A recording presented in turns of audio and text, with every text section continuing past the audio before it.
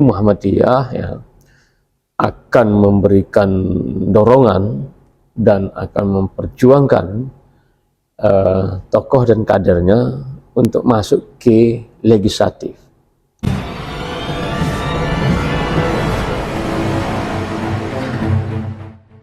Assalamualaikum warahmatullahi wabarakatuh. Assalamualaikum warahmatullahi wabarakatuh. Kembali dengan channel Ajo Japri Official. Alhamdulillah, pada hari ini kita bersama orang hebat, yaitu Ayahanda Dr. Bakhtiar, pimpinan wilayah Muhammadiyah Sumatera Barat. Pada hari ini bau-bau atau aroma politik telah terasa sampai ke ranah tertinggi, yaitu pimpinan pusat sampai pimpinan ranting. Nanti kita akan bersama Ayahanda bagaimana sih sikap dan pandangan Muhammadiyah terhadap bau-bau politik hari ini. Sebelum itu mungkin permisa perlu mengenal Dr. Bakhtiar, pimpinan wilayah Muhammadiyah pada hari ini, kegiatan aktivitas sebagai apa? Mungkin itu ya dulu. Baik. Assalamualaikum warahmatullahi wabarakatuh. Makasih Adinda. Pada pagi hari ini saya diundang ya, untuk kegiatan wawancara ini. Pertama, saya sekarang ini diamanahi menjadi Ketua Pimpinan Wilayah Muhammadiyah Sumatera Barat berdasarkan dari hasil musyawarah wilayah yang dilaksanakan beberapa bulan yang lalu. Saya di Muhammadiyah, aktivitas dimulai dari sejak mahasiswa, Ikatan Mahasiswa Muhammadiyah, mulai dari tingkat komisariat, kemudian ke cabang, dan sampai ke tingkat daerah. Setelah itu saya lanjut ke aktif di Pemuda Muhammadiyah, dan terakhir itu ditugasi sebagai Sekretaris Pemuda Muhammadiyah Wilayah Sumatera Barat. Sama dengan itu juga saya juga pernah ditugasi sebagai aktif di Majelis Tarjih, Sekretaris untuk tingkat wilayah. Kemudian terus berkelanjutan, dan 2 periode yang lalu juga diamanahi sebagai anggota pimpinan wilayah. Di posisi itu pernah menjadi wakil sekretaris, kemudian wakil ketua, dan terakhir di musul kemarin diamanahi sebagai ketua. Sedangkan sehari-hari saya sebagai dosen tetap di UIN Imam Bonjol Padang mengasuh mata kuliah usul fikih dan hukum Islam. Samping itu sehari-hari juga ya saya termasuk yang ikut membina beberapa kelompok pemberdayaan masyarakat, terutama kelompok tani di daerah Kabupaten Solok. Dan itu sebagian besar dari anggotanya anak-anak muda, anak-anak milenial, yang pada mulanya berjumlahnya 40 orang, sekarang sudah 120. Dan itu intent ya pembinaan yang kita lakukan, termasuk juga mengkomunikasikan dengan berbagai pihak untuk pemberdayaan masyarakat itu. Kira itu yang terkait dengan aktivitas saya hari-hari aktif di Muhammadiyah. Kemudian yang kedua, Ayahanda, jadi Ayahanda termasuk aktivis sejati ya, nah. Kenapa mulai dari pelajar sampai lanjut ke pimpinan pusat, pimpinan daerah wilayah ya. Dan sekarang aktif juga di pemberdayaan tani ya. Selama Ayahanda beraktivitas tersebut, itu teh di Solo ke anak muda. Nah, menurut ayahanda, anak muda hari ini apakah peka terhadap politik? Karena ayahanda kan aktif di pemberdayaan tani khusus pemuda nih ayahanda. Ya.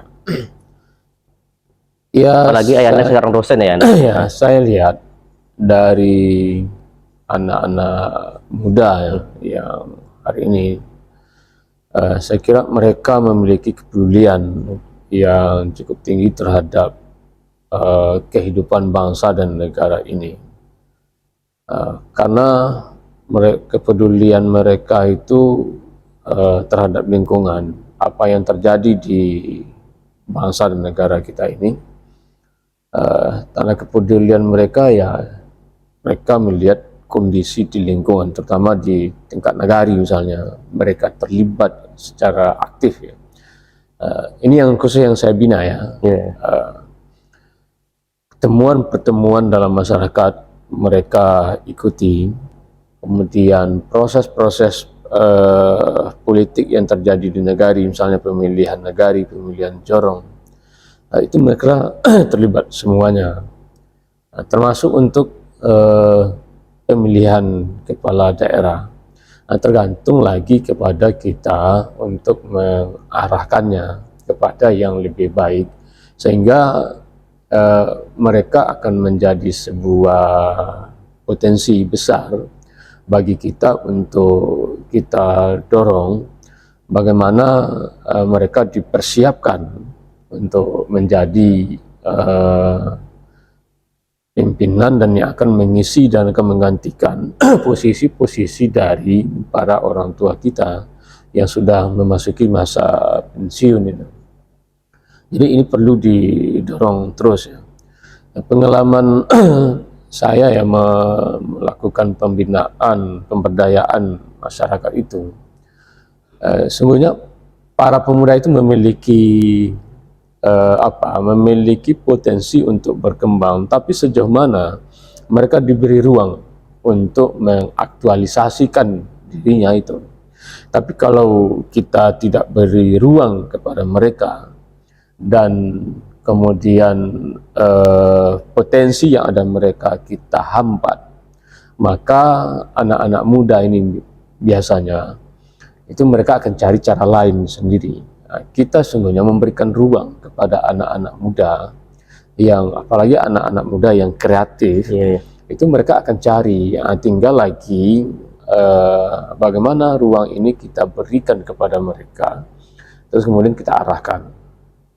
Saya kira itu yang pengalaman kita di waktu melakukan pemberdayaan. Nah, termasuk saat ini ketika saya diamanahi menjadi ketua pimpinan Muhammadiyah ini, salah satu bagian terpenting yang kita dorong memberikan ruang kepada anak-anak muda Muhammadiyah untuk berkiprah. Oh, khusus angkatan muda ya, nah? Ya, angkatan muda Muhammadiyah. Fashion mereka di mana? Kalau passion mereka ada potensi untuk menjadi saudagar gitu ya, kita dorong mereka untuk konsentrasikan diri ke arah sana. Begitu juga adik-adik kita angkatan muda Muhammadiyah yang mereka kecenderungan seperti ini di jurnalis ya, jurnalistik, maka ini kita juga berikan ruang kepada mereka untuk lebih banyak belajar, kemudian mengasah skillnya itu. Nah, itu kemudian tergabung di dalam angkatan muda Muhammadiyah itu. Termasuk juga terkait dengan soal pemberdayaan masyarakat tadi itu. Kita sekarang juga Muhammadiyah sedang berupaya untuk melakukan secara masif atau ekspansi, melakukan pemberdayaan terhadap komunitas masyarakat, misalnya ke petani, nelayan, kelompok-kelompok itu ya. Itu program dari Pimpinan wilayah ya, itu program pimpinan wilayah, khususnya itu di bidang pemberdayaannya, karena kita memiliki majelis namanya Majelis Pemberdayaan Masyarakat. Nah, itu yang kita dorong sekarang ini, bagaimana di setiap nagari, di setiap Ranting ya, jorong, ya jorong, kalau di Muhammadiyah itu ada ranting, tapi ranting itu kan berbasis di nagari, jorong, dan kelurahan. Bagaimana di setiap ranting dan jorong itu ada kelompok binaan mereka, yang itu kemudian ya kalau memungkinkan anggotanya itu anak-anak muda yang kita dorong. Nah, ada sungguhnya yang menarik ya dari beberapa lokasi yang kita bina itu. Kehadiran Muhammadiyah di tempat tertentu pada mulanya itu tidak, secara organisasi itu tidak ada. Tapi pada saat kita melakukan pembentukan, mendirikan kelompok tani ini, kelompok pemberdayaan, justru dari situ lahir rantingnya Muhammadiyah. Maka kemudian ke depan ini yang kita lakukan ada dua pola. Pertama, kalau ranting Muhammadiyah itu sudah ada, maka kita dorong untuk mendirikan komunitas-komunitas pemberdayaan. Karena kita juga memiliki namanya lembaga dakwah komunitas. Jadi sangat kita dorong kuat supaya kelompok-kelompok ini dibentuk. Nah, yang kedua, kalau ranting Muhammadiyah itu ada, kita dorong untuk membentuk kelompok-kelompok pemberdayaan ini lebih dahulu. Jadi ada kelompok tani, ada kelompok perempuan. Jadi sejauh ini udah berapa kelompok yang terbentuk ya, atau udah berapa ranting? Kita sekarang ini baru berproses ya. Berproses yang digawangi oleh Majelis Pemberdayaan Masyarakat. Dan ini ada ya, kalau kita coba lakukan pemetaan, ada ruang sebetulnya bagi kita Muhammadiyah untuk masuk ke situ. Dan bukan hanya petani, misalnya ada komunitas peternak lebah gado-gado, galo-galo itu misalnya. Ya, saya lihat di beberapa tempat itu ada yang anggotanya 20, ada 15. Ini potensi yang harus kita manfaatkan untuk kepentingan dakwah dan pemberdayaan masyarakat. Karena dakwah yang dilakukan oleh Muhammadiyah itu tidak hanya dalam bentuk di masjid, mimbar gitu ya, dalam tanda kutip, tapi di semua aspek kehidupan kita harus masuk. Ya, pemberdayaan masyarakat itu kita harus masuk, mulai dari tingkat elit sampai ke tingkat paling bawah itu. Gini ya, nah, tadi kan Muhammadiyah telah eksis dalam kelompok-kelompok atau merespon bakat-bakat atau minat yang dimiliki oleh angkatan muda. Nah, terkait hari ini kita telah merasakan bagaimana panasnya suasana politik hari ini. Nah, bagaimana menurut ayahanda atau pandangan Muhammadiyah khususnya PWPM Sumatera Barat atau sikap terhadap politik tahun 2024 nanti ayahanda? Ya, prinsip dasarnya Muhammadiyah tidak berafiliasi dengan partai politik manapun. Yang pertama. Secara organisasi juga tidak memiliki hubungan organisatoris dengan partai politik manapun. Oleh karena itu, Muhammadiyah bersikap independen. Ini yang saya kira prinsip utamanya itu dulu. Tapi kemudian Muhammadiyah tidak menutup mata terhadap perkembangan dan dinamika politik yang terjadi di negara kita ini. Muhammadiyah hidup hadir tidak pada ruang yang hampa. Muhammadiyah hidup berkembang di tengah-tengah dinamika dan perkembangan kehidupan umat. Nah, salah satu bahagian terpenting dari kehidupan berbangsa dan bernegara dalam proses pemilihan pemimpin, baik yang sifatnya eksekutif maupun legislatif, Muhammadiyah dituntut untuk memberikan kontribusi nyata dalam hal ini. Karena dalam pandang Muhammadiyah yang selama ini misalnya dilakukan amar ma'ruf nahi munkar, ini diposisikan pada sisi yang kalau partai politik sudah jelas ya, itu mereka lebih banyak mengarah ke hal yang bersifat partisan. Kalau Muhammadiyah tidak ya. Tapi sekali lagi Muhammadiyah tidak menutup mata, kemudian tidak berada pada ruang yang hampa. Kita hadir di tengah-tengah denyut kehidupan masyarakat dan kehidupan bangsa dan negara ini. Nah, oleh karena itu, bagi Muhammadiyah sekarang ini, terutama di periode kepemimpinan Muhammadiyah sekarang ini, khususnya di Sumatera Barat, kita merawat, menjaga kedekatan yang sama dengan semua partai politik manapun. Ya, itu yang kedua prinsip dasar kita itu.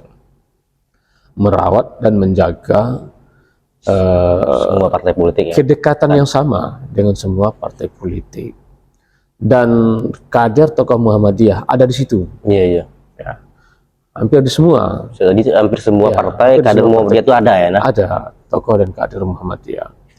Nah, dalam hal ini Muhammadiyah terkait dengan perhelatan 2024 akan memberikan ruang, akan memperjuangkan, mendorong tokoh dan kader-kader Muhammadiyah yang ada di semua partai politik itu. Nanti kita lihat berpotensi atau tidak itu.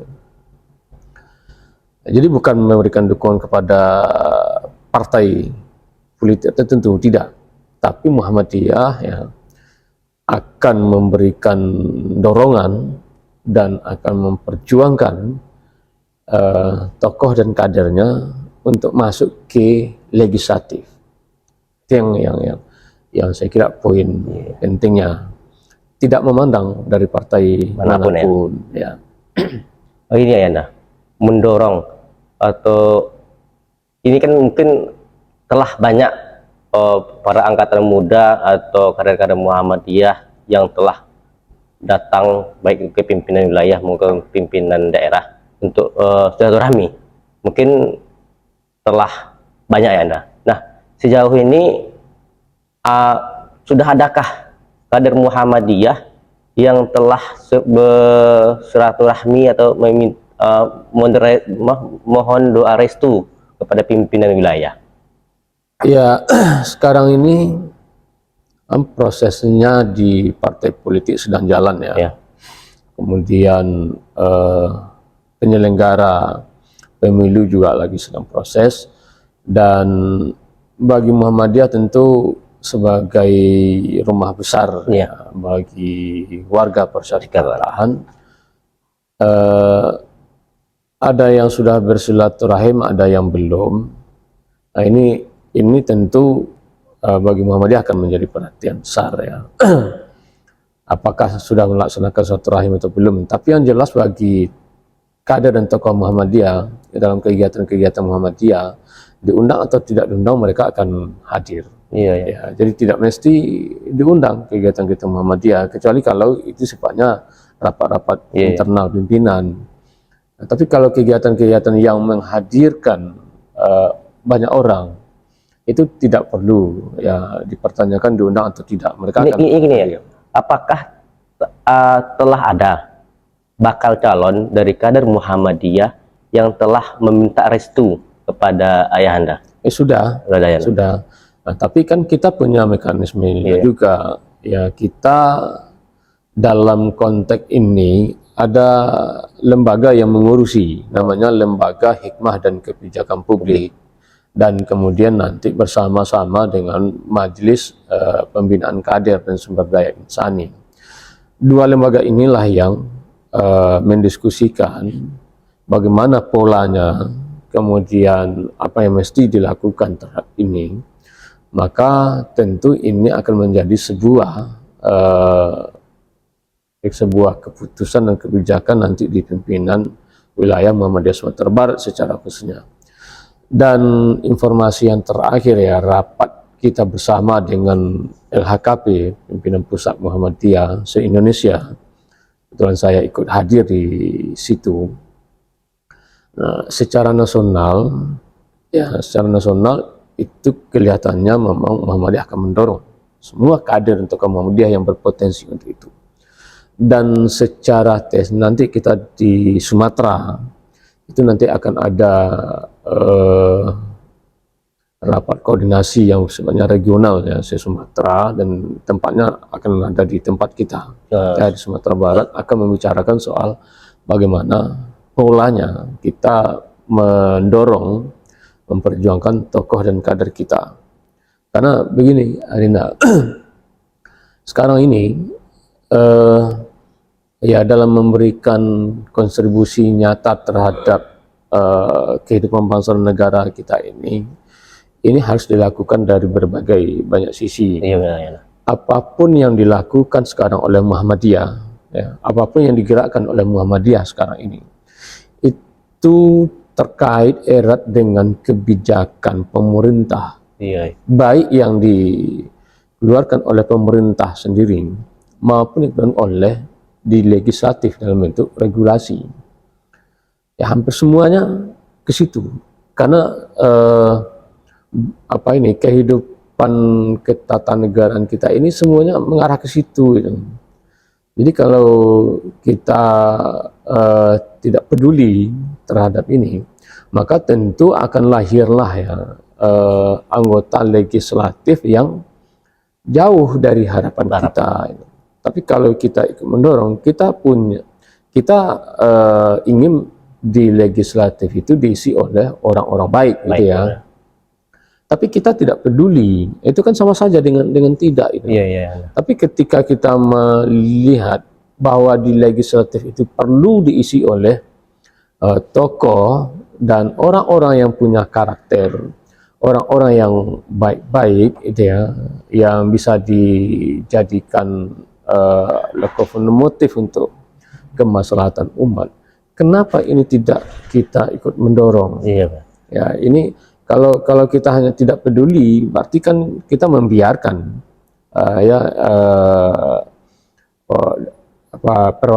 anggota perwakilan kita di legislatif itu ya kita biarkan begitu saja, memberikan kita ikut bertanggung jawab terhadap kebobrokan yang terjadi di negara kita ini. Ini ya Anda, tadi kan suka dengar Muhammadiyah akan mendorong dan akan membentuk pola. Nah, dorongan dan pola seperti apakah yang akan ditawarkan oleh Muhammadiyah untuk kader-kader Muhammadiyah yang maju di pesta politik hari ini? Nah, nanti di rapat koordinasi itu ada kemudian rapat kerja LHKP bersama dengan Majelis Pembinaan Kader ya. Di situ nanti polanya akan diputuskan bagaimana bentuk dorongan dan bagaimana bentuk memperjuangkan tokoh dan kader kita itu. Tentu sekarang kita belum bisa juga menentukan karena ini kan masih dalam proses ya. Dalam proses yang baik di KPU maupun oleh di partai politik dan kita belum bisa memberi arah ke situ gitu ya, karena ini wacananya juga kan ada yang sistemnya tertutup, ada yang terbuka, ada yang proporsional. Kita kan belum jelas, walaupun itu sudah didaftarkan kemarin, tapi masih ada kan ininya bolak-balik ya, maju mundurnya calon-calon itu kan masih ada. Jadi kita Muhammadiyah juga belum bisa memberikan apa di situ, tapi yang pasti nantinya Muhammadiyah akan ikut mendorong dan memberikan tokoh dan kader-kadernya yang ada di berbagai macam partai politik, dan kemudian mereka kita lihat berpotensi untuk masuk lolos itu ya. Tentu ini tidak kita biarkan saja kader kita berjuang sendirian ya, dan itu harus kita lakukan dorongan supaya tokoh dan kader kita yang kita anggap ya kita pandang, kita nilai ini layak ya untuk di posisi itu, ini harus kita dorong kuat itu. Tapi yang pasti nantinya Muhammadiyah akan ikut mendorong dan memberikan tokoh dan kader-kadernya yang ada di berbagai macam partai politik, dan kemudian mereka kita lihat berpotensi untuk masuk lolos itu ya. Tentu ini tidak kita biarkan saja kader kita berjuang sendirian ya, dan itu harus kita lakukan dorongan supaya tokoh dan kader kita yang kita anggap ya kita pandang, kita nilai ini layak ya untuk di posisi itu, ini harus kita dorong kuat gitu.